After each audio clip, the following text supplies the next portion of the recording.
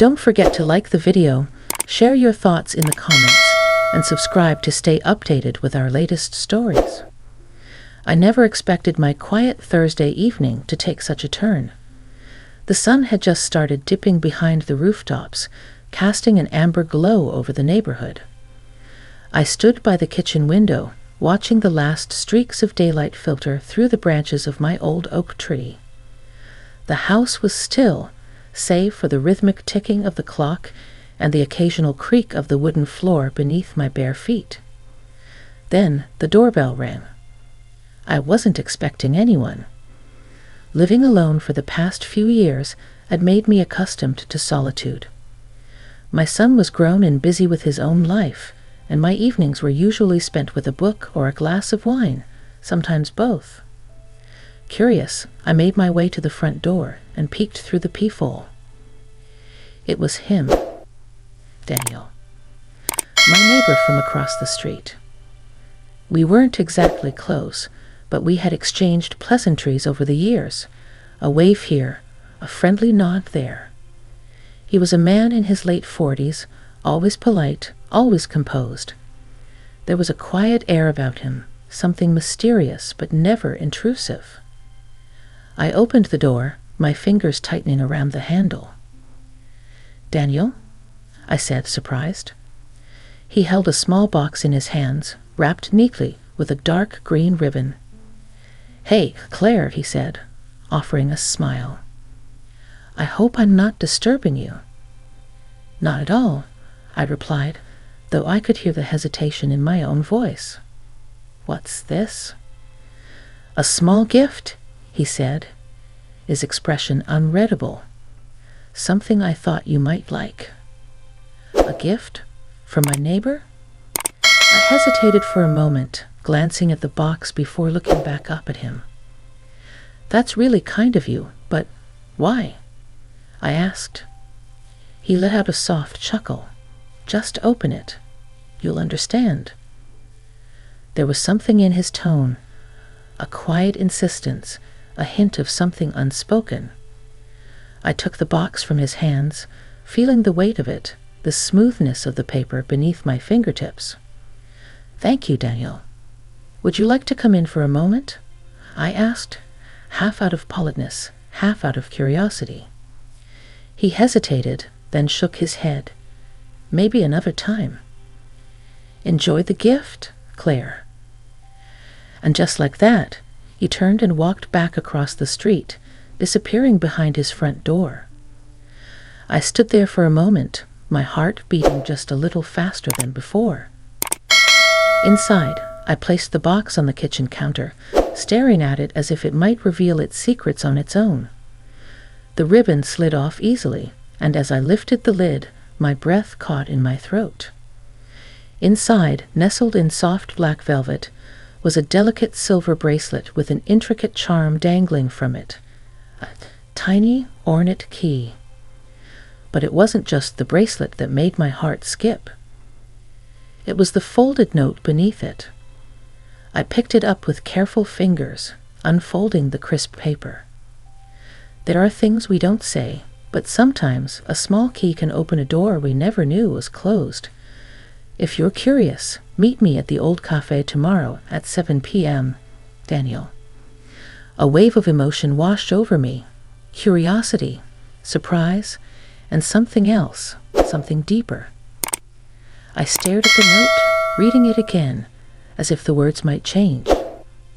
This wasn't just a neighborly gesture. This was something else. And for the first time in a long time, I found myself wondering, what exactly had I overlooked all these years? I barely slept that night. Daniel's note sat on my nightstand, illuminated by the soft glow of my bedside lamp.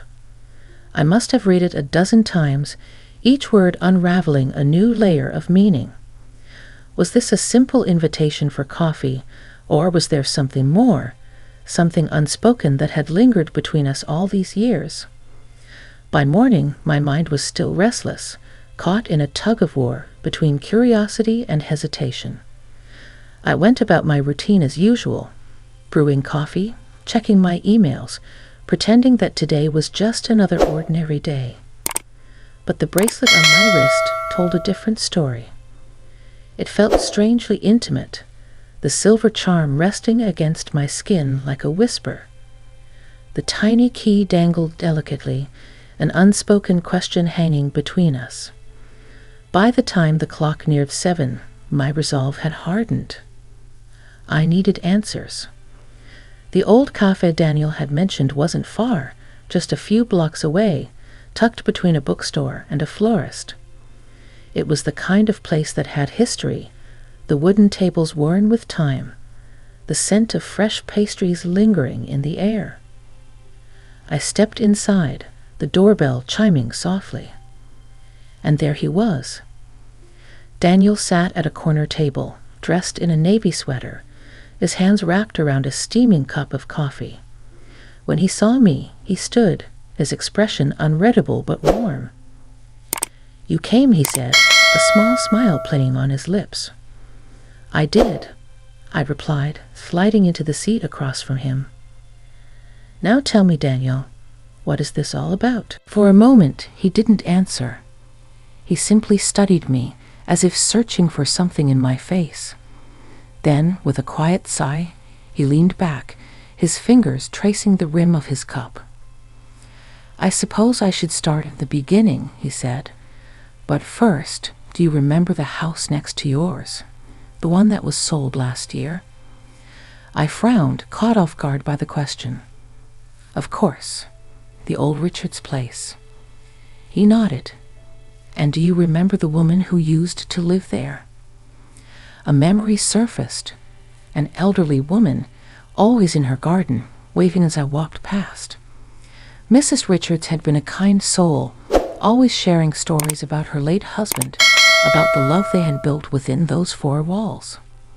"Yes," I said slowly, "she was a lovely lady." Daniel exhaled, his gaze lowering for a moment. "She was my aunt."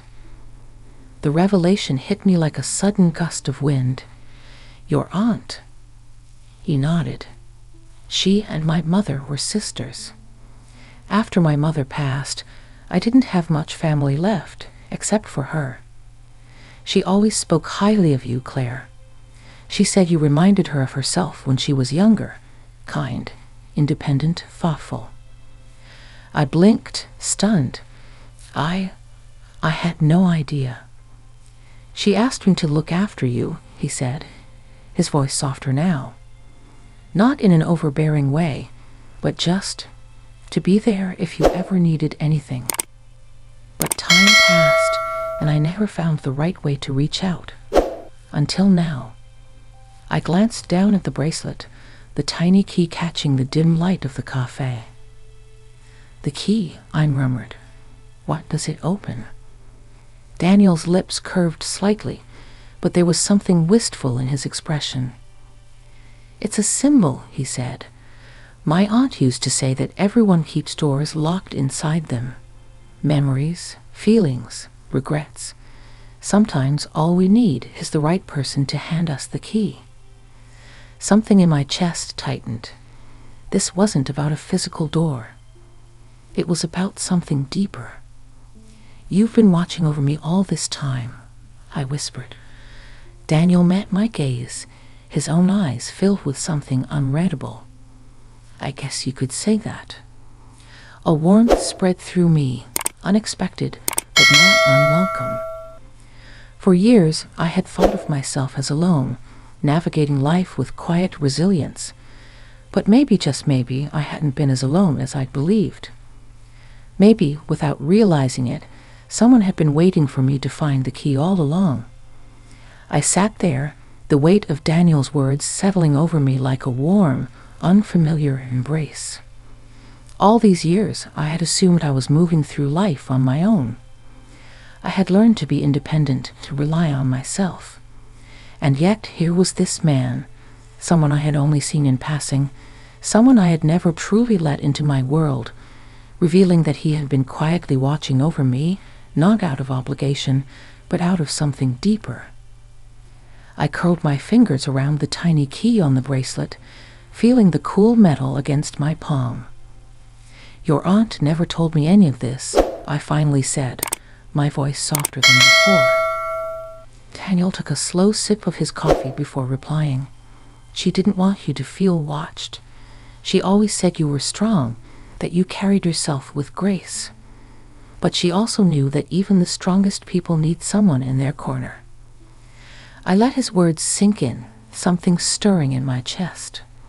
You know, I said, forcing a small smile, most people would have just knocked on my door and said, "Hey, I'm your neighbor. Let's be friends." Daniel chuckled, his eyes crinkling at the corners.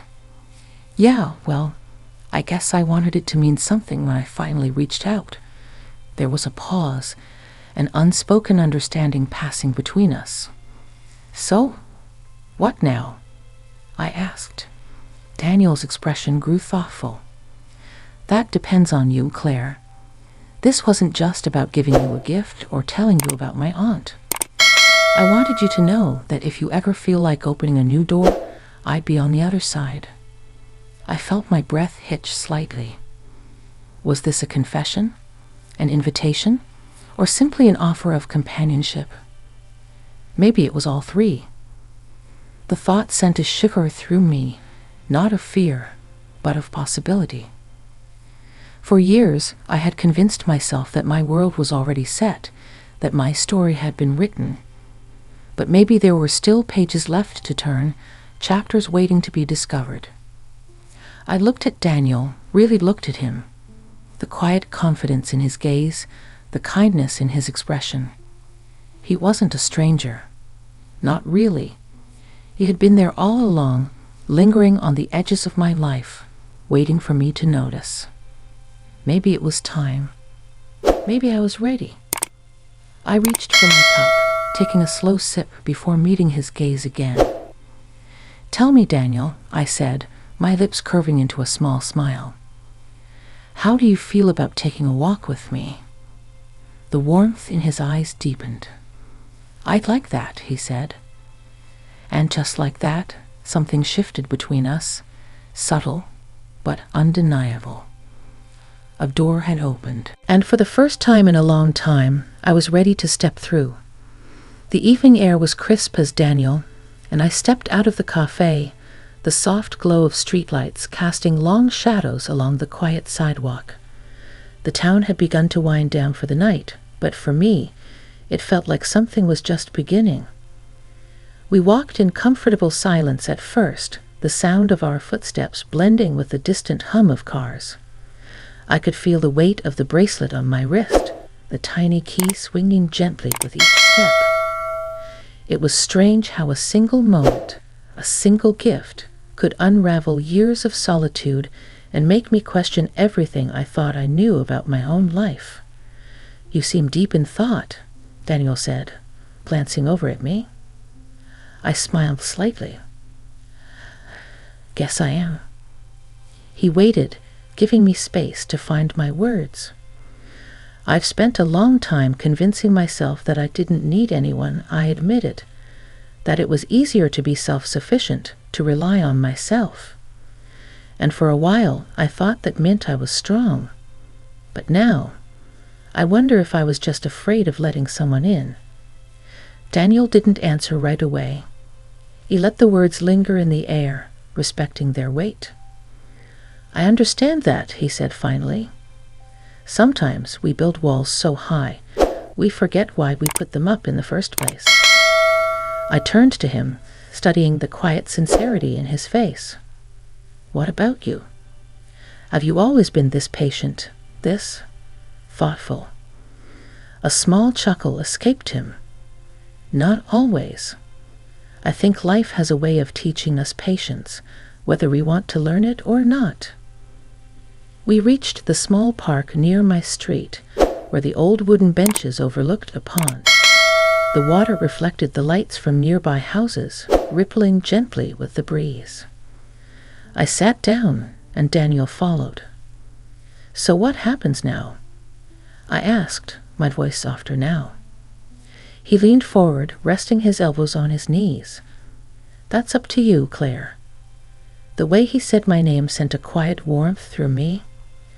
I don't know if I'm ready to change my whole life overnight, I admitted. But I do know that I don't want to keep shutting people out. And I don't want to shut you out, Daniel. A slow smile spread across his face, not triumphant, not expectant, but something else. Something genuine. Then we take it one step at a time, he said. I exhaled, feeling a strange sense of relief. That sounds good. For a while, we just sat there, letting the night surround us. I watched the water, the way it reflected the sky above. Endless, open, full of possibility. And for the first time in a long time, I felt like my own life could be the same. A door had opened, and this time I wasn't afraid to walk through it.